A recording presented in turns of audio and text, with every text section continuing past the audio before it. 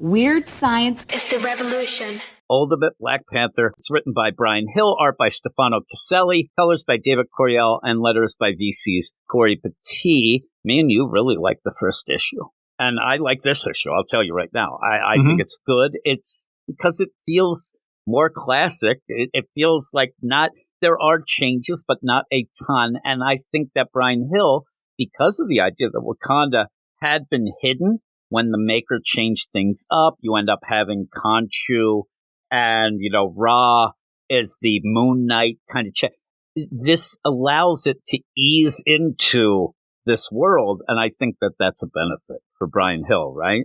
Oh, yeah, definitely. It's just a classic feeling Black Panther book. Yeah. So, and because it was kind of separated, so it's kind of coming in. So you're getting changes, you're getting things, but they're eased in, I think, and you're getting more of the basic. But it's a nice, fresh take on an older character for sure. And again, any sort of this doesn't feel like it's really because it wasn't affected much by the Maker. So any sort of run can start out. Yeah, you have Okoye married to T'Challa, but that's really like the only difference, especially now because T'Chaka, his father, he was alive, but then he got killed. And so we're kind of at the normal thing, and he's upset. T'Challa's upset because of this and doesn't know what to do. Okoye has been like this voice in his ear talking about what he shouldn't do. And the weird thing in this is that Voodoo Khan, that kind of spiritual voodoo type of organization where you did have T'Challa's dead. T'Chaka say, you got to go talk to them and all that. And you already knew that T'Challa didn't trust them. And we talked about it with the first issue that we don't think that T'Challa is somebody who wants to be told what to do. He doesn't want to end up, the prophecy this, and I have to do that. He doesn't want to be manipulated. And we say that again in a weird way that you have Okoye saying now, don't let them, tell you what to do. But we already know that he's not going to do that. Now, in this whole thing, it looks like they're sweeping through the Wakanda and just grabbing random people and putting them in prison and interrogating them. And it doesn't look very good. And T'Challa says, we gotta have to figure out what is happening. There's a spy. We got to find out who it is. Yeah, and Okoye's kind of like, the people are upset and they need you and we need to do this and that.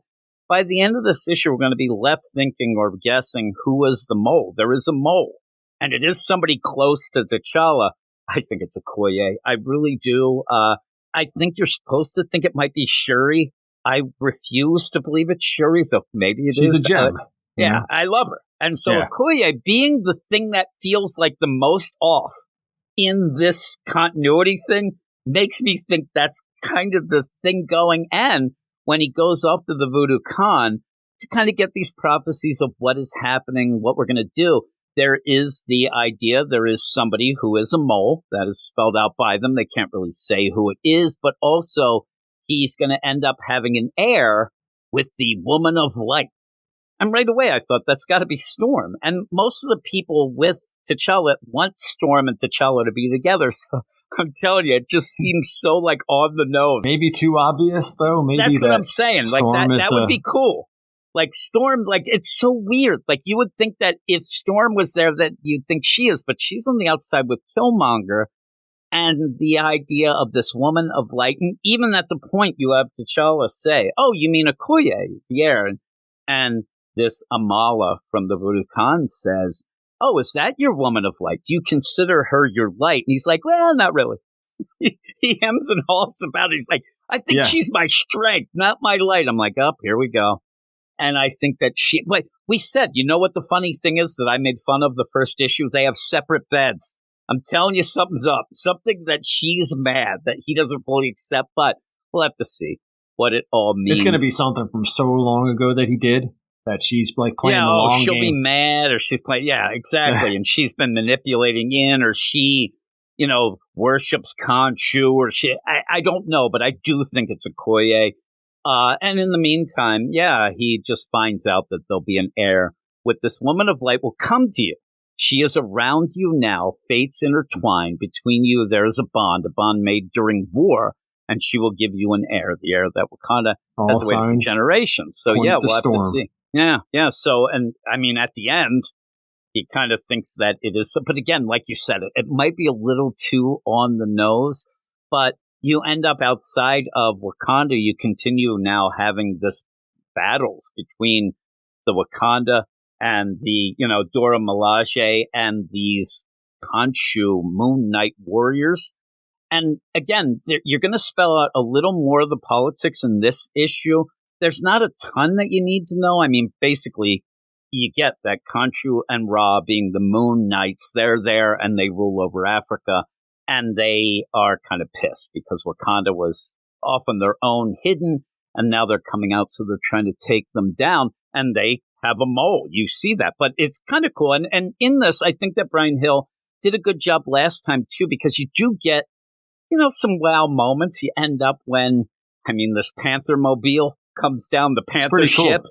It is pretty cool. It almost looks like a Transformers, like a Beast Wars type thing, right? Or Thundercats. Yeah, it really does. And it comes down, and it's Shuri's kind of toys. They even say when the Moon Knights, when Khonshu and Ra say, he's using his sister's toys going down.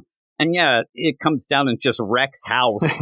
And everybody's like, for Wakanda. And he comes out looking bad. But I actually thought it was going to be somebody else that came out, like they were going to be shocked. But no, it's T'Challa comes out. And that's where you do get Ra and Khonshu talking about them having a mole. I mean, it's pretty...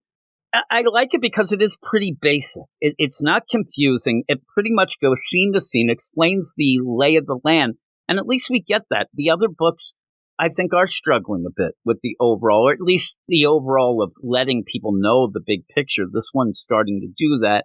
And it's cool because it's just in Africa, too. It's just them fighting. It's not just this worldwide thing. So they talk about the Maker, and now that he is out, they're in charge, and they're almost like they're waiting for him to come back, even the whole thing. But they do have a mole.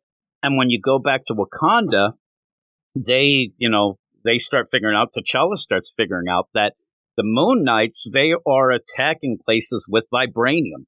They need vibranium, makes sense, and he needs to stop it. But he says there's got to be a mole.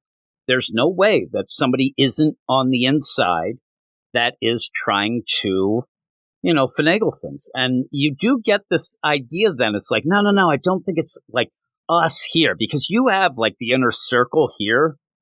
And I'm like, no, I think it's like somebody who wants to be in the inner circle. And we get this. But the problem I have with this, can you name everybody at this table? You got Shuri, T'Challa, the Okoye, those two spies. You got the two spies. Then you have just the Dora Milaje. And just I wish that it was like just one, the one by name. You have a couple like, what happened if it ends up being like the side thing? But again, we don't know that many other characters. One of them's Michonne from The Walking Dead. I don't remember her name. Yeah, that's what it looks like. And so when you're doing all this, like, and you set up this idea of a mystery, it's somebody that wants to get in, wants to be, well, who could that be? Because we don't know who even exists in this unit because it's so new and it's different. I think that's a misplay of saying that, even though I do think that it is a misdirect. I actually still think it's Okoye. I still think that I do too. I think so too. And I think that what you get here is maybe, because T'Challa's a smart guy, maybe he's saying this to try to see if it gets back to something. You know what I mean? Like he's throwing this out. Hey, we have the spy. We have these things. We know they're going for vibranium. But it does seem like that's true. But we'll have to see how that plays. But I do think that it's Okoye. Brian Hill he's kind of in a position of, we don't know any of the other characters, but I want to pretend it's somebody else. But I want to make this. But I do think that he's trying to make some misdirects that we'll have to see. But I'm assuming the hologram it's kind of a slender build, which indicates more of a female, I would think. Also, is talking a lot of crap to Ra and Khonshu as if they're royalty or as if they end up being somebody who should be followed. They're not saying, oh man, guys, get this. And I hope that you trust me or do this. They're not trying to impress them. No. And they're saying, listen, you follow my plan because my plan's the plan that you know what I mean? At the end, the last thing says, I am sending you information and a plan. Follow it. That's not just some random guy in an alleyway just deciding to try. No. This seems like somebody who, thinking Wakanda isn't being run right and wants to rule themselves. If it's Shuri, that will really upset me and really might throw my interest of the book in a weird way. But maybe it's too soon to start, having a mystery of who a mole is because we don't know the lay of the land, but I still like it. Two issues into a new universe that we don't know all the characters and we see that things are different might be a little too soon to start playing guessing game just in case it's somebody that we don't see. But that's why I think it's somebody we see. That's why I think it's Okoye, but we'll see. But at the end, it's basically T'Challa says, okay, and the spies, again, they have info, and the info, it seems accurate. At the end, He kind of ends up in trouble, but it doesn't seem like that was a setup from these spies either. Plus, there's two spies. I'm telling you, maybe I am interested in the mystery. It's kind of intriguing, but he says, I'm going to go off and do this. And I love the way they do it. It's the Moon Knights, Ra and Khonshu. They're in hiding, but this one place in Africa, animals are avoiding.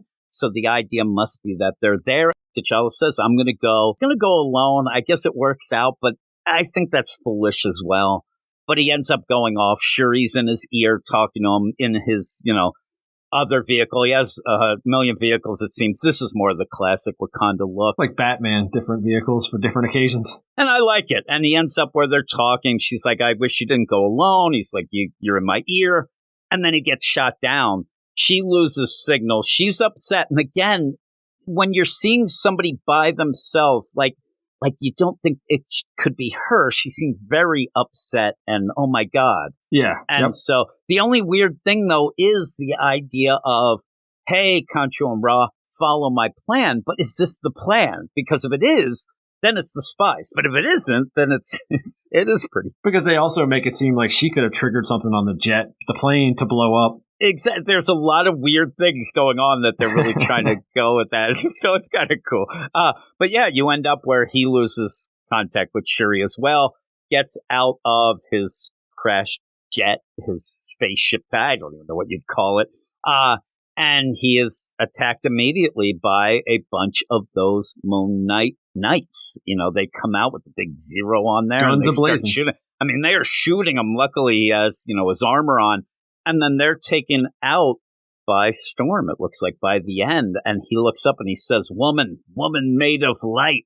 Yep. And then there she is. And again, it looks like we're going to get Storm fully in this book. We had her with Killmonger. Now Killmonger probably will be involved next issue. But these are the pieces that are starting to be put together where I even saw people saying, man, I wish that the Peach Momoko book started with Storm. And Storm's in the Black.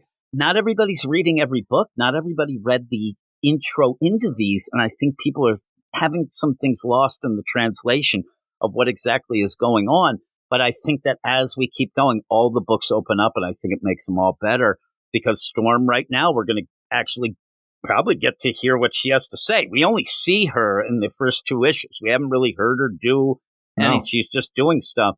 So we'll see what is going on, how her powers are, what is happening. So I think that that's pretty cool. It's an interesting look for Storm. Never seen that before. Yeah, look at that crazy. Shirt. Yeah, the puffy shirt. She's got leg warmers, right? She's got that weird bandana tied around her leg. She does look like it's 86 or something. She's got the gray dreadlocks. It's like Madonna video slam. Weird stuff going on. It'd be funny if she had those gloves with the fingers cut out and a swatch on. Then I would laugh. And all those necklaces like Cyndi Lauper wears. Oh, yeah, all the stuff making all that noise. It'd be hilarious. But yeah, we'll see how it goes. But by the end, I'm like, okay, I'm excited about this. Even some of the things that I think might be, oh, that's a little weird to go that route. By the end of us talking, I'm like, yeah, I'm kind of intrigued by it and see who it is. One thing that threw me off on this, I didn't notice it last issue, was T'Challa's mask. It's got an open mouth. Yeah, that is weird. I thought that was a weird choice, but yeah, when he's there, and you really see it when he's in the ship talking to Shuri. Yeah, that is a little weird because then it has that weird chin thing. Very odd. But then again, it almost looks like a pharaoh's chin too. Pretty cool. But overall, what did you think? Because I thought this was pretty good still. I think I'd still go with a 9 on this. I still like it. Yeah, I think I'm a 9 as well. I did really like it. And even when we go through it, you have to kind of point out some things. And I'm concerned a little, But more of my concern is what people know or think going in. But this book gets the benefit. It's so much just a classic feeling Black Panther book that I think that people could jump in. Because it's cool too, because if you said to somebody that's a Black Panther fan of the movie, right? Hey, read this, issue 1 and 2. They would have no problem reading this. And it would be a jumping on point. This is the easiest jumping on point for people who would have liked the movies than the actual books that were coming out while the movies were coming out. It makes no sense. It doesn't make sense because that stuff turns you right off. I didn't know what was going on. They were in space doing stuff. That was the worst timing of anything ever. It was so weird. Yeah, I agree. So I think that everybody should read this, but I'm going to go 9. So we're both 9 out of 10. So that's pretty cool. Weird science is the revolution.